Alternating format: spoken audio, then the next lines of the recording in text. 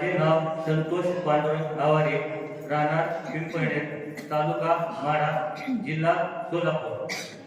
मी पहिल्या गुरुवारी महाराजांकडे आलतो. माझ्या कमरेमध्ये खूप दुखत होते. इथं आल्यानंतर महाराजांचं दर्शन घेतलं, गावातल्या मंदिराचं, परत समाधीचं घेतलं, नंतर महाराजांचा आशीर्वाद घेतला. त्यानंतर 8 वाजता इथे नाश्ता होतो. त्या नाश्त्यामध्ये माझ्या कमरेला इतका फरक जाणवला की मी अक्षरशः थंडीनं कापरून गेलतो. मला गाडीवरून उतरल्यानंतर चालता सुद्धा येत नव्हतं. जवळजवळ आमचं गाव 90 किलोमीटर बसते. गाडीवरती आलतो, इतकी थंडी तरी वाजली होती सकाळी येताना. माझी मुलगी आणि मी आलो होतो. त्यावेळेस इथं आलो, फक्त इथं थोडे 5-10 मिनिटं फिरलो, नाश्ता वगैरे केला. तेवढ्यातच मला फरक जाणवून आला.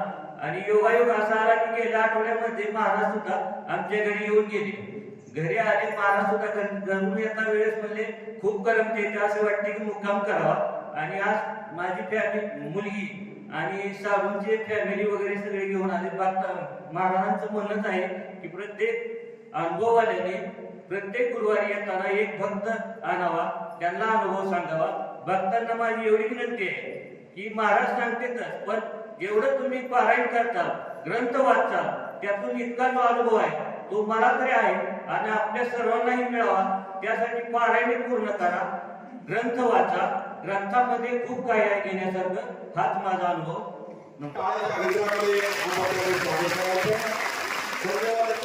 आशीर्वाद देतो आणि दुसरा